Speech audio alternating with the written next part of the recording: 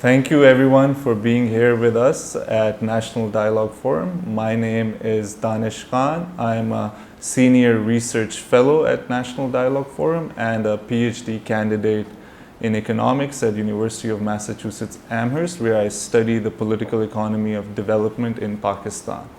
At NDF, we are trying to create a space where ideas can be exchanged and people can interact in dialogue by going underneath the surface of the issues in hand. So we don't just operate at the surface, but go underneath to delineate the underlying dynamics. And for that matter, for us, the idea is not to arrive at the truth, but rather come up with a different perspectives, bring them on table, and let people decide which perspectives are good for them. So in other words, we try to promote pluralism through our work. And this is very important in contemporary context because in Pakistan right now, there is a concerted effort by some narrow vested interests to clamp down on all sort of diversity, whether in the realm of politics, economics, culture, or arts. And there's an attempt to build a singularity and homogenize everyone. And so therefore, in this context, having an alternative which promotes pluralism and a space for a dialogue is very critical. And for that, here at NDF, we especially engage with youth to promote pluralism and engage them in policy processes. Today with us, we have a very relevant guest, Mr. Raza Rumi, who has been an author, a journalist, a policy analyst, and has been writing on these issues for a long time. And currently, Mr. Rumi is a visiting faculty member at Cornell University and also teaching at Ithaca College. And he's author of multiple books. And it's important, we were really glad to have Mr. Rumi because, as you're aware, back in 2014, there was an unfortunate attack on Mr. Rumi's life in which he got severely injured and his driver lost his life. And that was particular because that attack happened on him because he promotes that pluralism which some narrow vested interests don't like in Pakistan. So that's why we are very happy to have Mr. Rumi with us here today. And if you don't mind, I would like to start with that tragic incident. How that incident has affected you or changed you as an intellectual or as a human being? Well, thank you, Danish, and thanks to the NDF for having me here.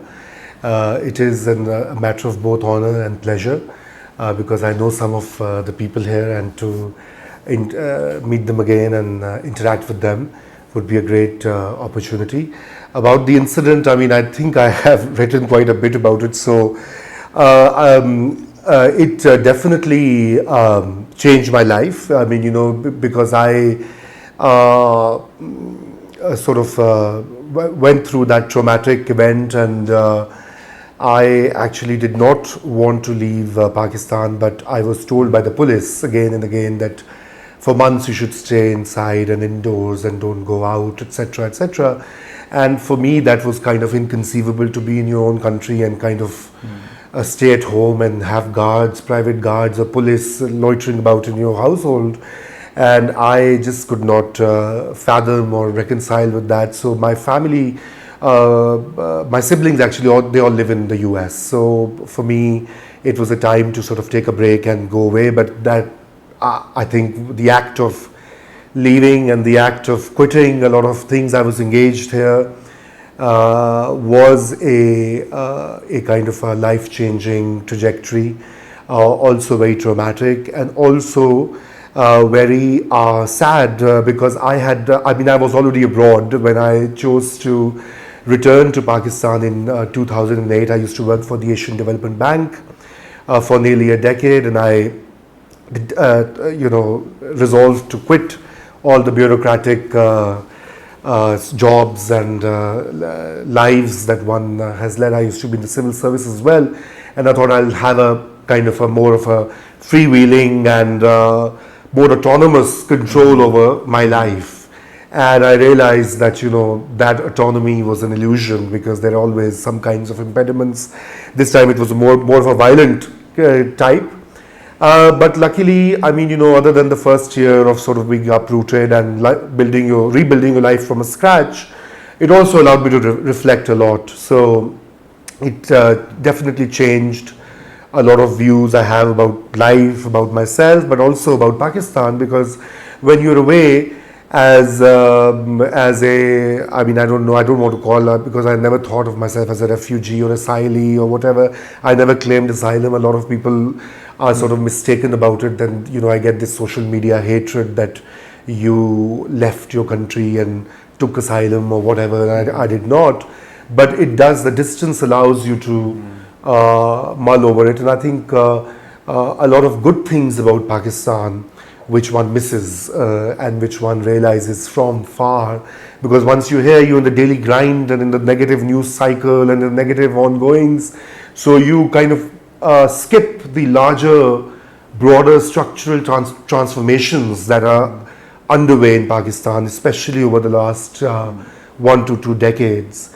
So I have been thinking a bit about that. In fact, I'm writing about that as well. One of my forthcoming books, hopefully, if and when it gets completed, would be about that, about how rapidly Pakistan has changed. And I came back last year after nearly 5 years and stayed here for many months and realized and went around the country and did notice that, it was not the same country that I'd left. In fact, many things had become better. So, you started your opening lines with this effort to clamp down, or, we hear about censorship and muscling, but I think it's just a temporary phase, because the very fact that it is being deliberately being done in a country of 220 million people is by itself a proof of the fact that this is a society in great both turmoil but also transition, and therefore some old structures, the ancient regime, as they call it in French, is trying to recreate Pakistan of the 60s or 80s, the orderly, structured, censored Pakistan, and it's not happening for a variety of reasons, and we can talk about that later. So, drawing on this, in recent years, the Pakistani state claims that it has taken substantive measures against terrorist and religious extremism. But most of those measures have been kinetic. But as we know that religious extremism is a complex issue and there are ideological factors underlying it as well. So what measures would you recommend specifically in the realm of ideology? Yeah, I think that's a very complex question. I think the first step before any kind of change in kinetic or non-kinetic measures has to do with the resolve of the power centers, different power centers within the state. And I think that process has already begun. The very fact that I am back in the country, and last year I had employed a private guard and I was very worried, etc. But this time I haven't done that because I do feel that, in the very top echelons of power, there is clearly a marked difference in both approach and policy, and especially the military. I think under General Raheel Sharif and then Mr. Nawaz Sharif was the Prime Minister, we did see a very clear sort of articulation of that resolve. The National Action Plan as a very sketchy document provides a great way forward. Of course, its implementation has been very patchy, as you mentioned, and definitely kinetic measures are not enough. But I mean, then you look at smaller things. For example, the syllabi in provinces have undergone changes. In the Sindh province, they undertook many changes. In Punjab, they have revised portions and sections of the school textbooks. In KP, the previous government led a variety of changes. I think they were reversed by the PTI and JI coalition. But that process is underway. One of the biggest sources of extremist thought and ideology is filtered through the school system, through the school curricula. And I think that realization is there. So earlier there was no recognition. I remember that, many people, so I'll give an example that maybe a decade ago, when I would write about it or maybe tweet about it, or a lot of people, journalists who are now very active and at the forefront of democracy and democratic freedoms would say, what's wrong with a curriculum?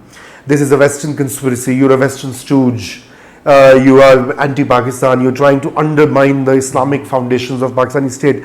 Today those people have come to the realization that there's something deeply wrong with the way we have structured our education system, what we teach. The transition of democracy in Pakistan, and in your brilliant book, The Fractious Path, Pakistan's Democratic Transition, you eloquently talk about the oscillation between the military governments and the weak civilian governments in Pakistan.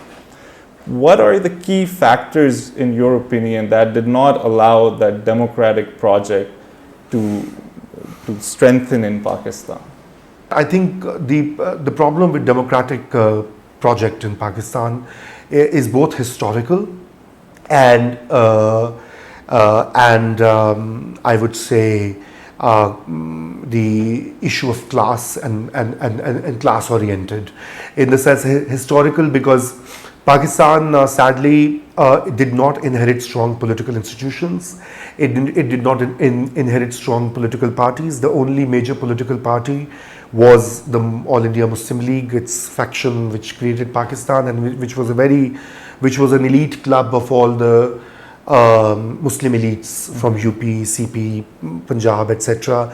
And from the Punjab, they were all turncoats last minute, because it was being ruled by the Congress and the Unionist alliance. Yeah. So today, when we talk about the forward bloc meeting Imran Khan or Mr. Vattu defecting, or the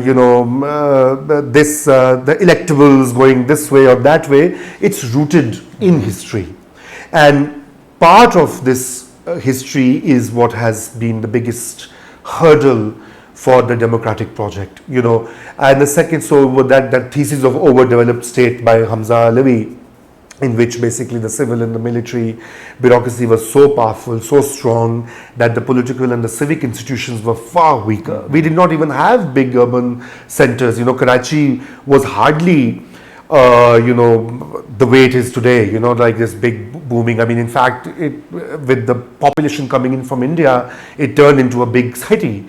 So we lacked that. And I think over time, the more developed and the powerful post-colonial structures retained power. They never allowed it to be transferred to people's representatives.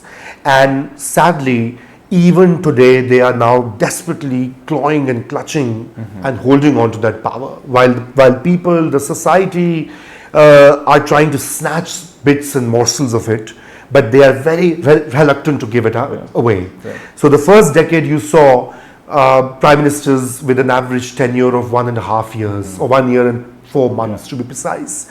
Imagine the prime minister being there for 1 year. I mean, a clerk at NDF would need a year to settle in and know the place and the whereabouts and the directions and how to organize events, let alone a prime minister of the country. And then we saw how the civil bureaucracy, how the judiciary, how the military, all trained in the colonial pattern.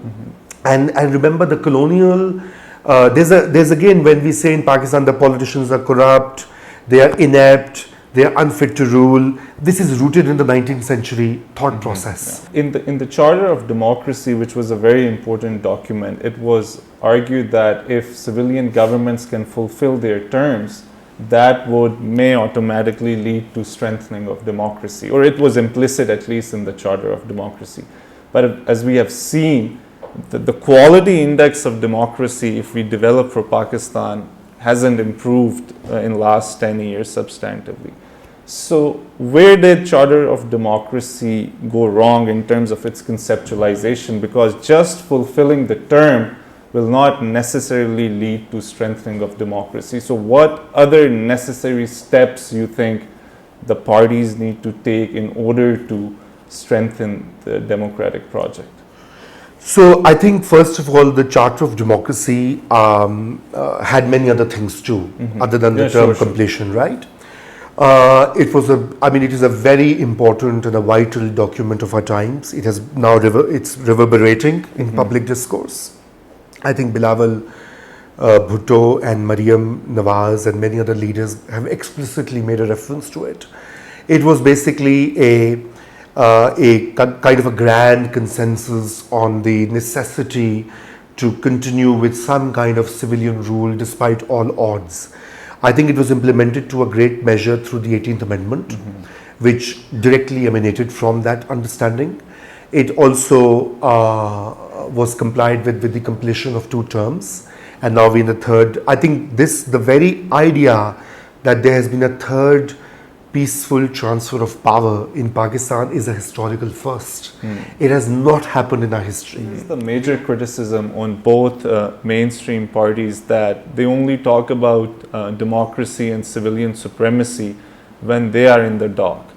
But when the ethnic minorities or religious minorities are under attack, and especially the working classes are under attack, their democratic and civil rights are under attack, they are at best silent spectators, right?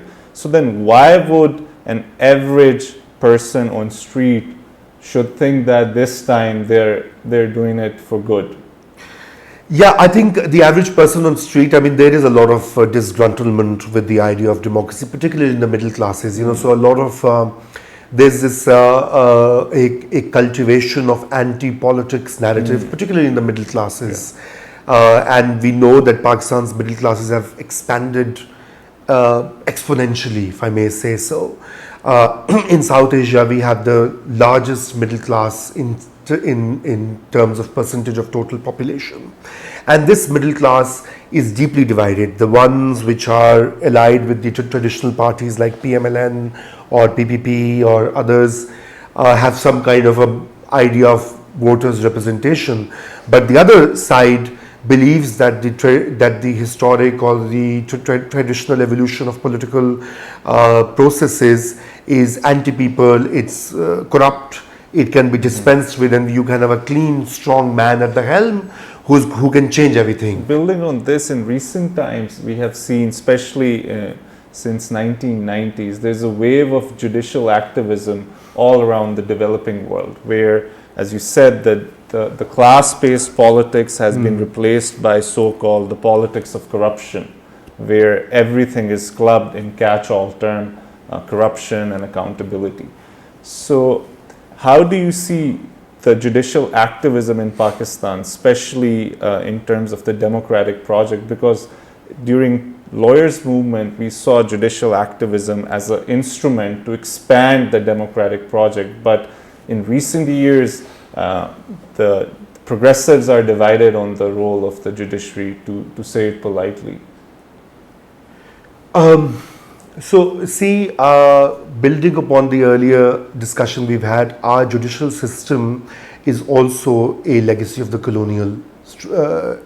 colonial governance structures, right? So just as Pakistan's civil service, the Indian civil service, the Bangladeshi civil service, the Lankan civil service, the Kenyan civil service, the Malaysian civil service are all relics and structures of the colonial past. So is Pakistan's judiciary.